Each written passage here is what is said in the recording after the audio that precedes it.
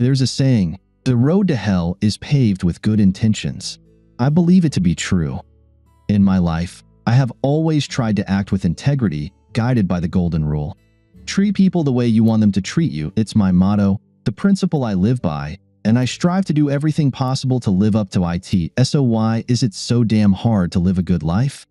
I've never deceived anyone in my life, and I've never spoken ill of anyone.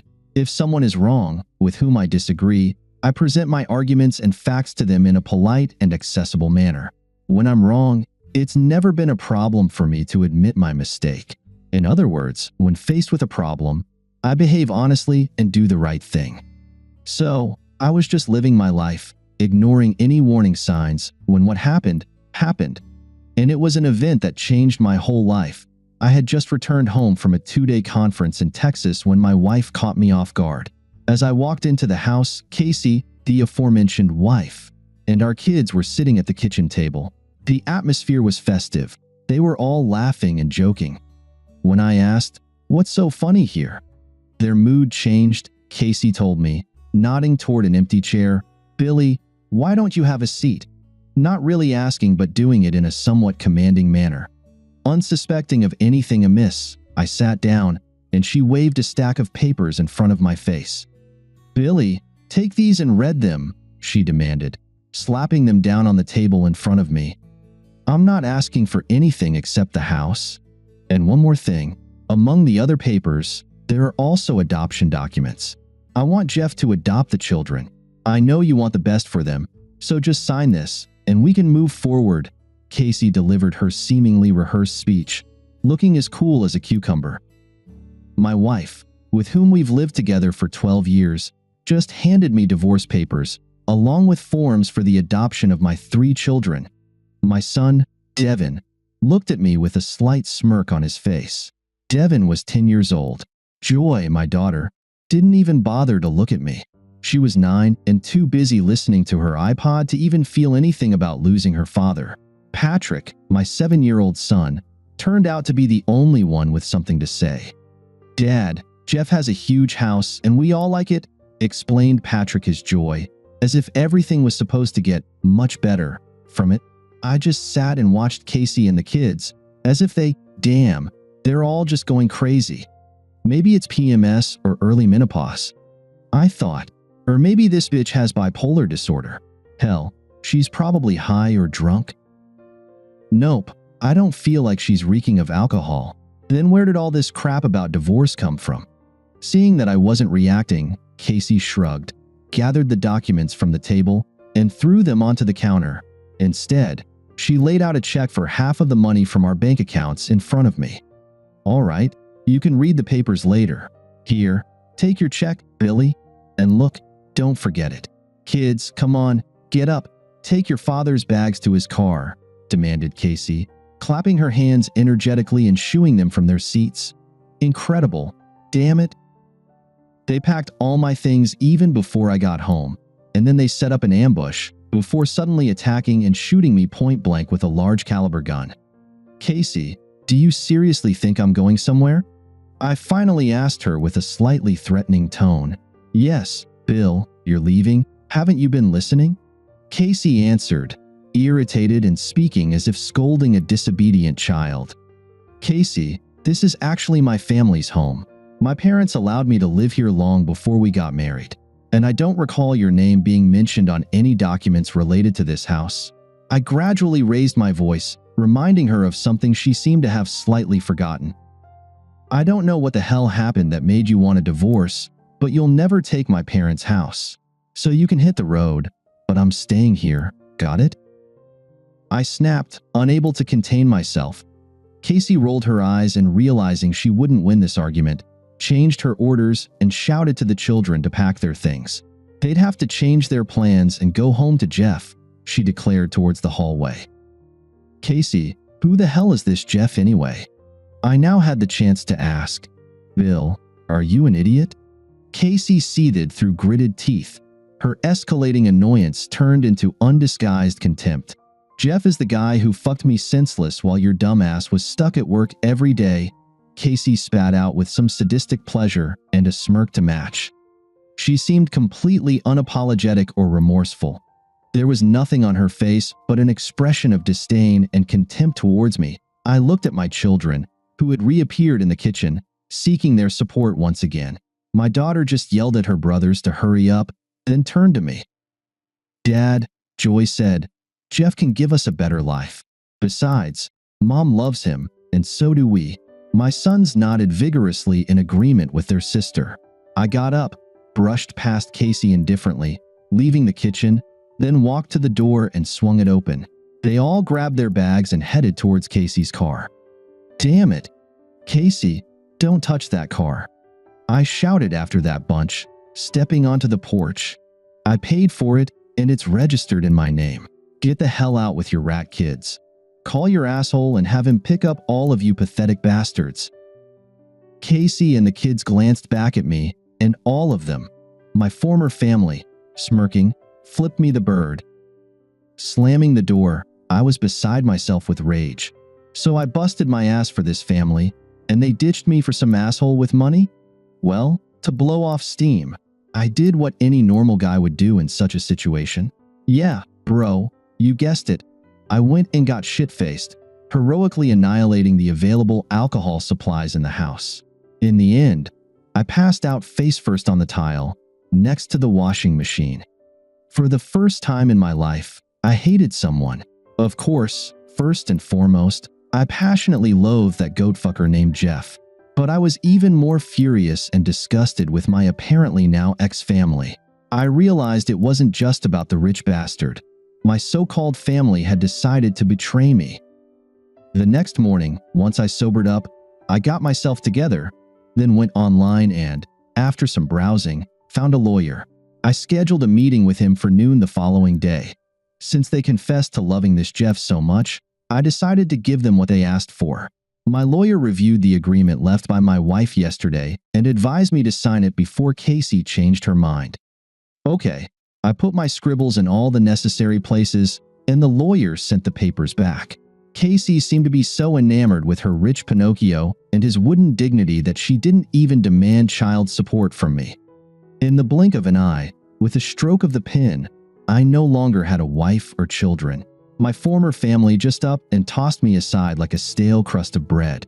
So much for all that blah blah blah about staying together until the kids grow up and move out of the nest, or the empty dreams of growing old together.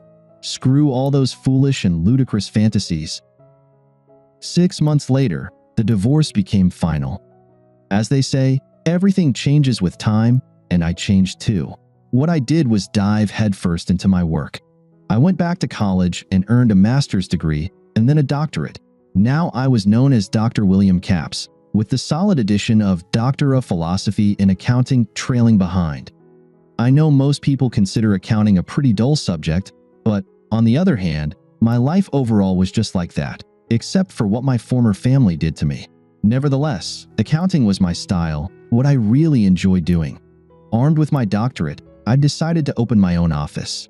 My strategy involved providing high-quality service, offering personalized attention to affluent clients from the upper echelons of the middle class. Gradually, thanks to word-of-mouth referrals, my client base began to grow. By the end of the second year of my practice, I had amassed quite a decent fortune, and I also met a very lovely lady named Patty. She had everything I was looking for in a woman. She was hardworking, enjoyed the same things I did, and on top of that, Patty loved taking care of the household. Patty was slightly taller than Casey, with alluring curves in all the right places. By the end of the 4th year of operation, my firm had grown to such an extent that we needed space to expand the office.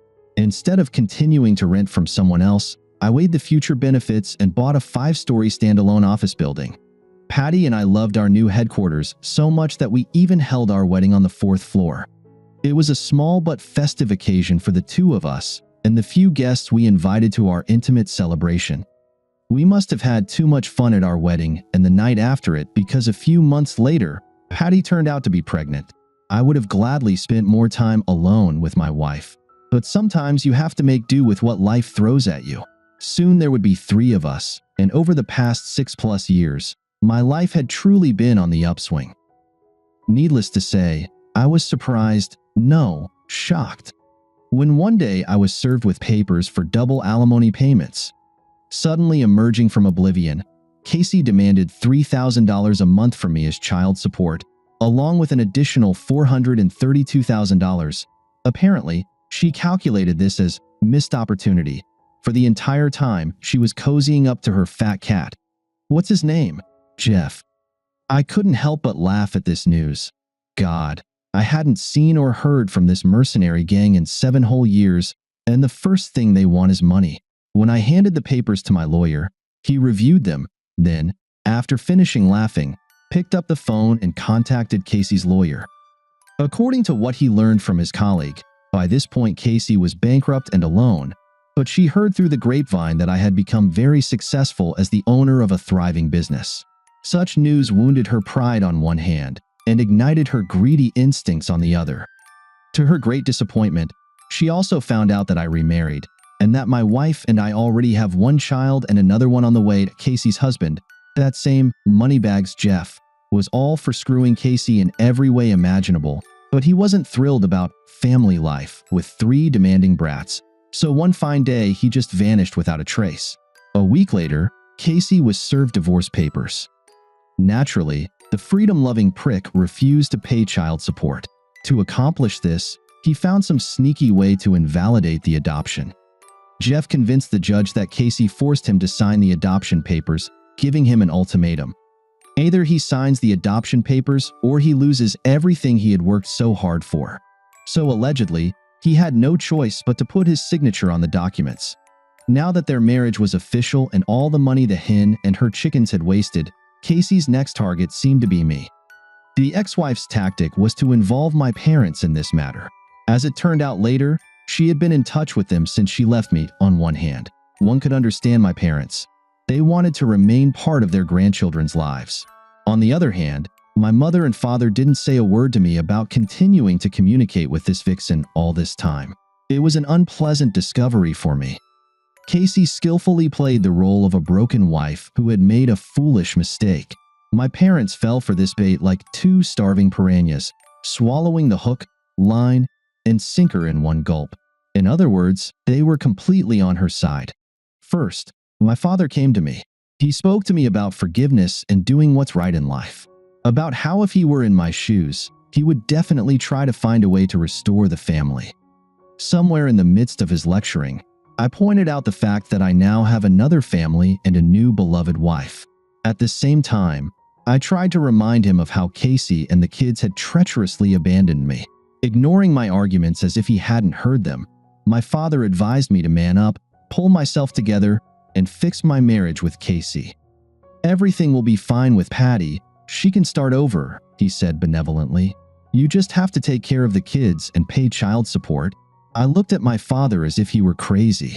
For the first time in my life, I lost respect for the elder of the Caps. Nevertheless, this didn't stop me from personally reaching the door, opening it, and politely asking my dad to leave. Next came my mother. She entered the house with hefty guns in her hands. She appeared with great determination and energy, wielding a weighty trump card and not thinking about the consequences.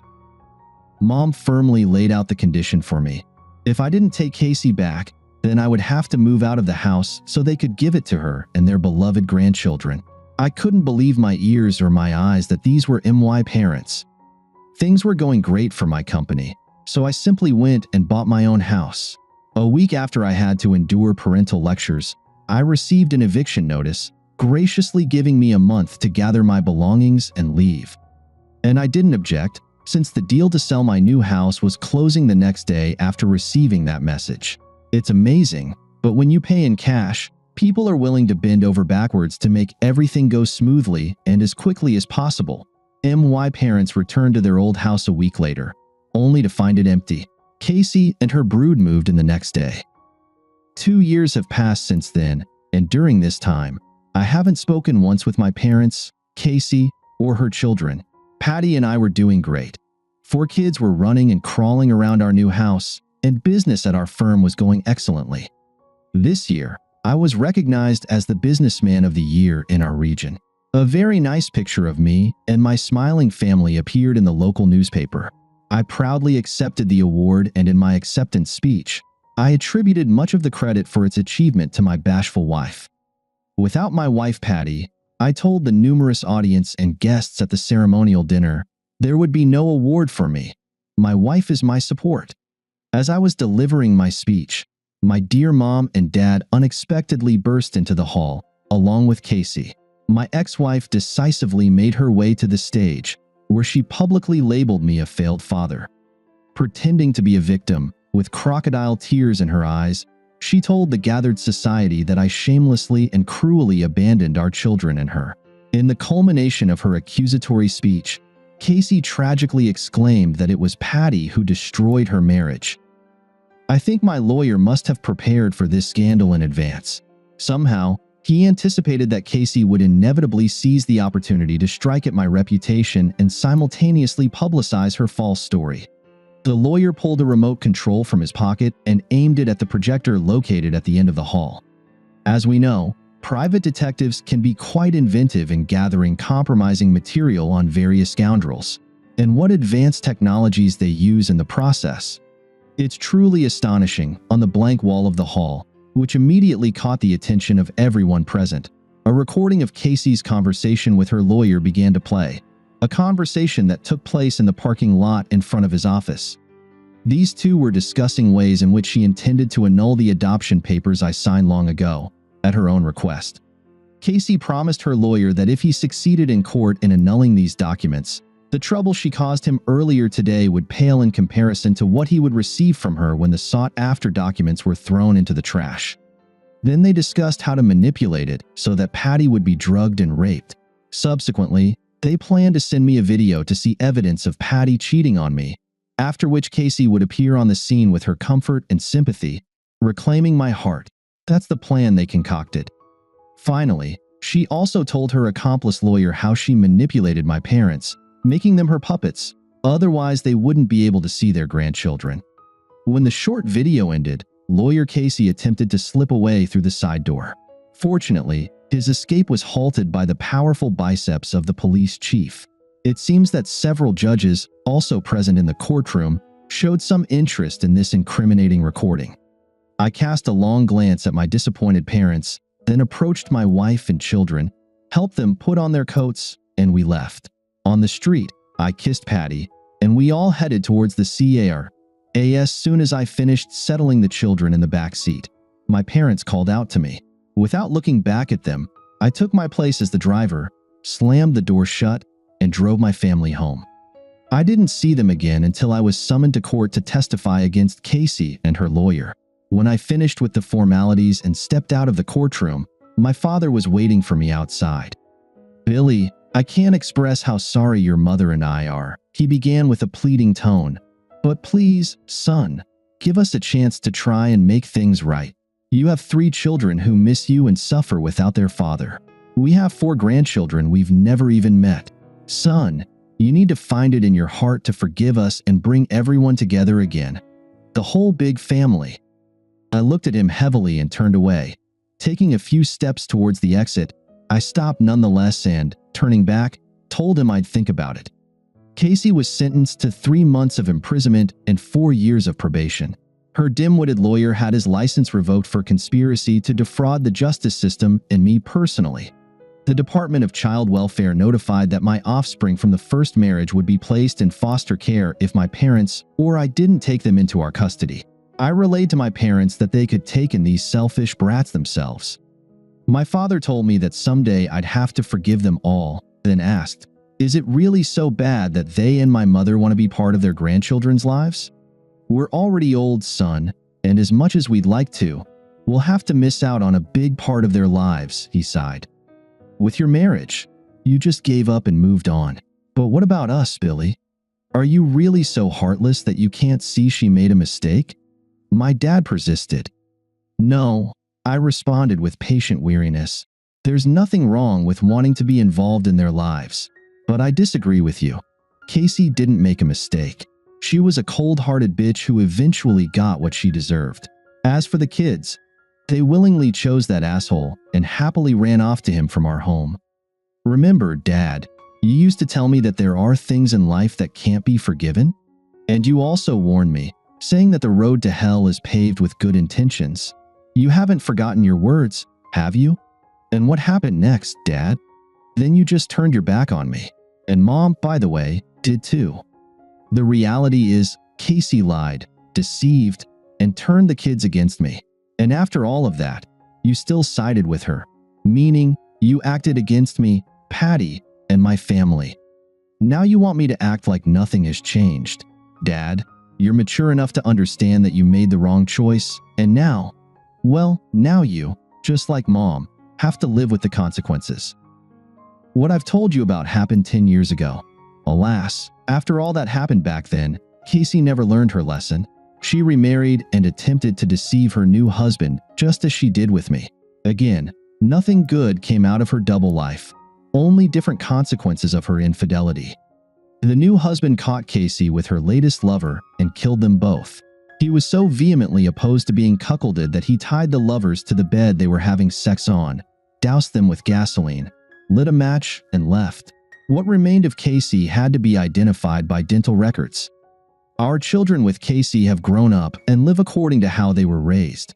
Devin and Patrick are serving time in prison. As for Joy, well, before anything bad could happen to her, she came to our home and begged to be part of our family. Kind-hearted Patty insisted that the wayward mother had led Joy astray from moral values, and we should welcome her and help the young girl lead an honest and worthy life going forward. My parents did manage to meet our children with Patty before they left this world. In their will, they left everything to my discretion but asked me to fairly distribute their belongings among all 7 of their grandchildren. As for Patty and me, the day isn't far off when we'll become parents, owners of an empty nest, and then I intend to savor every moment when my beloved wife belongs to me and me alone again. Perhaps for some of you, Billy Caps is a jerk because he didn't fight to save the family, or because he walked away from it all. But I, Billy, will say this. Some things just aren't worth fighting for. Thank you for being with us and listening until the end. If you found it interesting, please subscribe, give us a like, and leave your comments.